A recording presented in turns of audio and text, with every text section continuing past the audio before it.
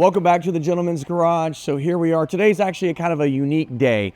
There's this video that's been floating around the internet. There's a very, very good chance that you've seen the video well before now of a bunch of cars flooded in a garage.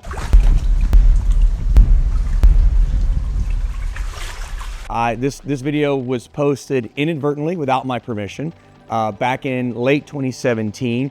And obviously, I was not on social media in any way, shape, or form. I didn't have Facebook, I didn't have Instagram. I don't even know if I was really watching many YouTube videos back then. Thought we would finally come forward and say, hey, here's where this video came from. It was originally shot at my house. My wife took that video, and today we're gonna tell you guys a story behind that video, what it was all about, what came from it, and where, due to that video, we are today relative to not only our car collection, but also my watch collection, which we've been beginning to share with you guys a little bit more and more. August 27th, 2017, Hurricane Harvey dumped biblical amounts of rain on the southeast region of Texas, namely Houston. Our house, we are on a lake, but our foundation is 14 feet above the bulkhead of our lake. And from my back door to the bulkhead is 120 yards. I know that because they make golf balls full of fish food, and I like to put a little mat down, hit a gap wedge from the back door, and hit balls into the lake. Feeds the fish, and it makes some little catch and release fishing off the dock even more fun. That being said, with our house being so far removed from the bulkhead and so much higher than the bulkhead, and no one having any idea that Harvey was going to just stall over that portion of Texas and just dump rain endlessly for days, my younger brother and his wife came to stay with us. We thought we would hunker down for the weekend. We were gonna have a big cook-off. There was a big UFC fight that Saturday, and we're just gonna kind of make a little weekend party out of riding out the storm, and no big deal. Little did we know that within 3 days, we would be getting rescued out of our home, and that's exactly what happened. The water just kept rising and rising and rising. And at first we really weren't that concerned. Again, because we're so far from the bulkhead, so high up, we felt like we were on high ground. And the water continued to rise, and then it rose to the point where we started getting into the streets of the neighborhood, and little by little, our home started to become a little bit of an island. A lot of cell towers were damaged and knocked out, and we'd lost internet and Wi-Fi. It was very, very difficult to load any websites or get text messages in and out to find out, what's going on, what's the forecast looking like. Finally, I'm up on a second story balcony of the house, and finally held the hand in the right position and got just enough cell signal to load the website that tracked the lake levels and would forecast where the lake would crest. At that point, it's just basic math, and I realized that means we're gonna have about 3.5 feet of water in our home. And so that was a very hard moment to absorb and soak in. So we decide, okay, we need to pack some essentials. There were rescue boats starting to run in the lake, and we're gonna have to flag a rescue boat down. We knew that the rescue boats would only take you so far, and then if they were able to get transportation, you would usually end up in a shelter somewhere. So we really thought we were going to end up in the George R. Brown Convention Center when we got rescued out of the lake. So now we're presented with this quandary. I've got cars, the water's too high up in my driveway, because I did have lifts at the time. And if you look at that video, there's some really special cars on the first level of the garage. I just bought the 2005 Ford GT. And of course, you see right there in the middle, the 458 Speciale Aperta, a very, very, very special car. And then over to the right is the 488. And then of course we had our G63 G-Wagon. My wife had another little Mercedes, and my brother had his truck, which at the time was his most prized possession, in our driveway. And but at that point, the water was too high that if I were to try to shuffle, for example, I'd love to have gotten the Speciale Aperta and the Ford GT up on the lifts and sacrifice the two Lambos that were up top. There was not enough room to pull them out and not get them in the water and have room to pull another car out and then back up on the lift. So, and then I was afraid that if I did pull them out and they got wet like that, I drove them into water, and that, would that be insurance fraud? And I definitely wasn't going to play with any of that. So if they flooded, they flooded. It was just going to have to be what it was.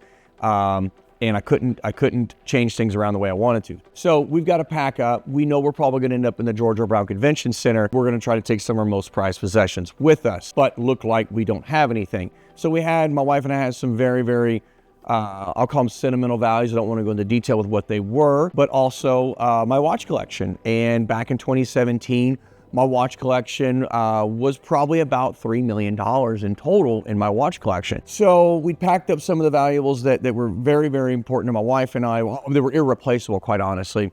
And then we dressed in clothes that made us look very plain, very simple. We had suitcases that were not fancy at all.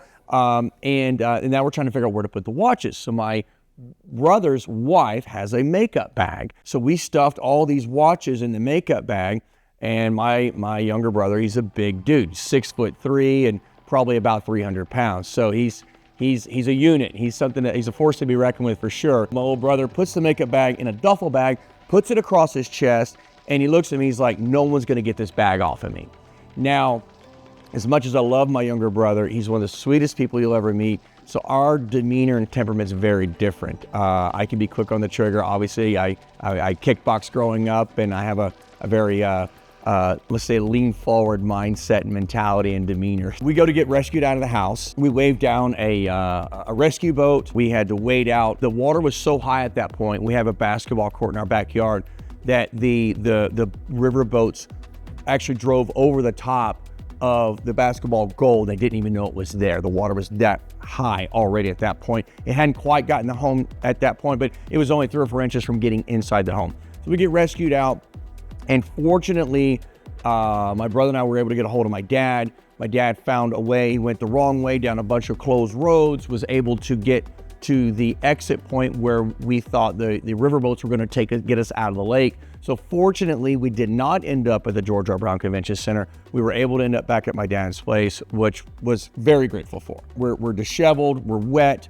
I'll never forget the moment as I'm in the rescue boat. I look back at my house, and the house was all lit up.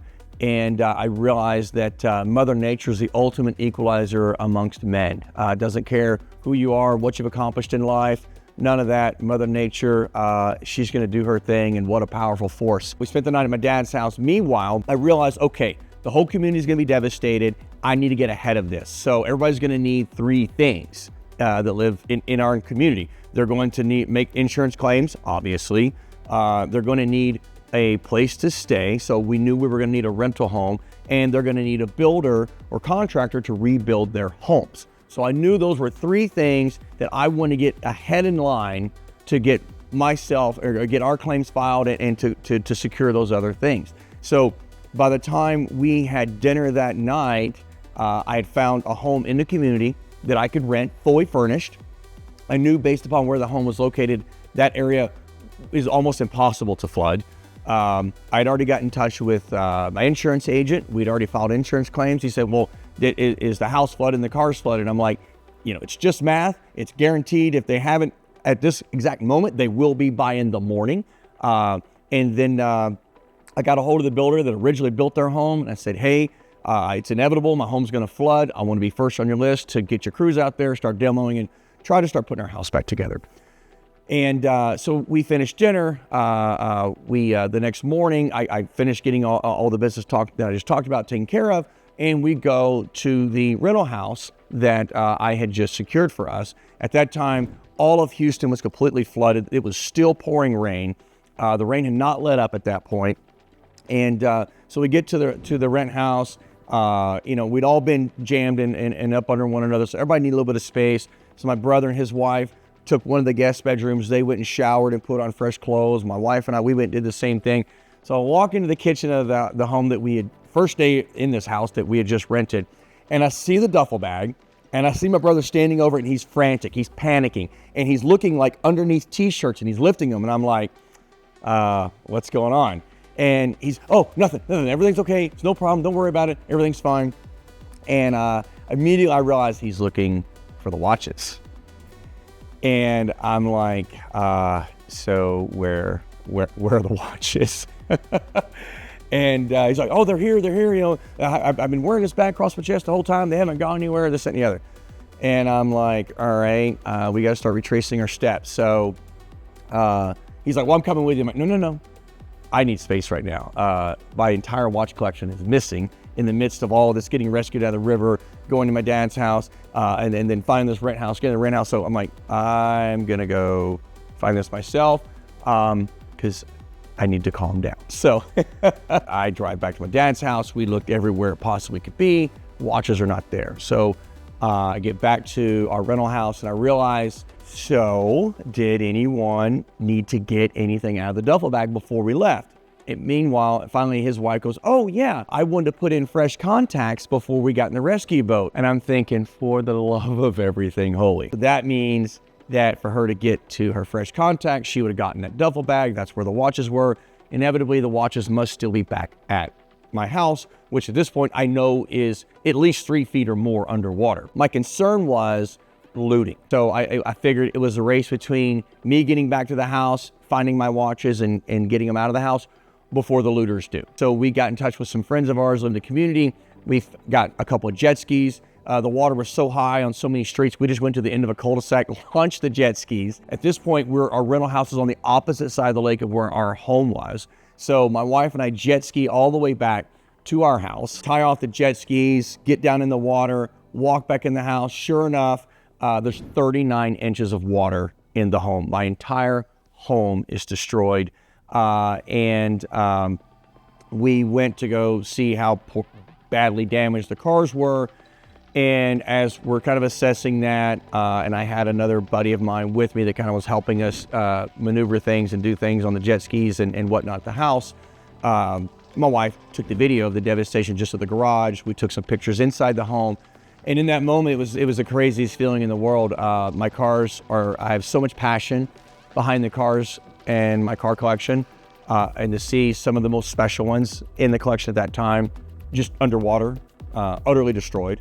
To see my home furniture floating in the home. My birthday was just a few days prior to that. So looking at birthday cards that my kids had gotten me that were floating in the living room was heartbreaking. In that moment, I realized, the things that, obviously I'm grateful that my wife and I were safe, kids were safe, but our home was destroyed. Until we found the watch collection, that was completely gone. My cars were destroyed. It was very devastating. Truly devastating. It's hard to describe. Until I was in that moment, I couldn't appreciate how emotionally taxing and devastating losing essentially your life, your home, and your possessions all in one fell swoop can be on someone. So it was heavy and profound. Good news was the watches were sitting right there on the kitchen island, and the water had come up just to the bottom of the makeup bag that we had stuffed all the watches in, and we were able to secure the watches. And by the way, speaking of watches, we're going to start incorporating a little bit more watch discussion into our videos because I find that 9 times out of 10, if you're a car guy, you're a watch guy, and I wear a different watch every day. Today, we're actually wearing my Patek Philippe 6104. This is definitely one of my favorite, most prized possession of watches. A very special piece. Real marvel in watchmaking and what this watch does. From a mechanical standpoint, the entire dial rotates. So you've got the exact star constellation, and not only the phase of the moon, but the position of the moon, and those rotate independently. And then of course tells time and date, and it's got a gorgeous diamond bezel. So didn't have the watch at that time. This is a more recent acquisition. So we get the watches. We jet ski back to our rent house and then began the process of trying to put our house back together. Meanwhile, as I said, back in you guys, my audience, y'all know, until 7 months ago, I did no social media. I didn't have Facebook, Instagram. I certainly wasn't making YouTube videos or anything like that. 2 motorcycles had gotten flooded along with the cars. One of those bikes was Bagger of the Year at Sturgis in 2015, white bike, gorgeous bike, completely custom built bike. So I got in touch with the bike builder and I said, hey, these bikes have been flooded. Can we rebuild them? How do I even make an insurance claim on a custom bike? Didn't even know how that would work with the evaluations and whatnot. And he goes, well, do you have any pictures of it? I didn't have any pictures. But I just had that one video that my wife had made. Sent the video to the bike builder, so I said you could pause and you can see how just how much water the bike was under. He's the one that posted it online, and then a bunch of buddies of mine started sending it to me. really upset me because that was very near and dear to me. I didn't share that with anyone on a public scale, for sure. It was only sent to him to have him help me figure out how to make an insurance claim, or can we rebuild these bikes and whatnot. And so that's how the video came to be all over the internet. Gosh, that's almost a little over 7 years ago. It's crazy to think it's been that long now. We did end up rebuilding the white bike. It's still in our collection today. It's a truly amazing bike, and I love the history of that bike. It's been featured in some magazines and whatnot, and I'm very, very proud to own it today. But yeah, so we're finally getting to tell you guys the source of that video, where it really came from. Now, this video is going to be a 3-part series. This is going to be really cool. Let's have some fun together on this. This is video 1, telling you guys, first off, I'm claiming the video. It was mine. It was my home. It was my garage. And a little bit of the story about what it's like to get flooded, lose your home, nearly lose your watch collection, and certainly lose some very, very prized cars. There's 2 cars that were flooded that you see in the video here that we have, I will say, replaced in the collection. And so the second video of this 3-part series will be me telling you how we sourced the replacement for that particular car. I'm gonna do a full review on that car, because in that video, there's 2 cars there that I'm going on record today saying they're 2 of the greatest driver's cars ever made. Next video will be how we sourced the replacement for one of those cars, and my complete review about why I think that's one of the greatest driver cars of all time. And our third video will be very similar. It'll be how we sourced the second car, how we got it back in the collection, and my review on that car of why I think it too is one of the greatest cars of modern times, or I would say maybe of all time. So I hope you guys enjoyed the video. Now you know where the mysterious flood car video came from, and we're gonna share with you guys how we made the replacements, got them in, my review, why I think they're 2 of the greatest cars ever made, and we're gonna be bringing you guys along for it. Can't wait to share the rest of it with you guys soon.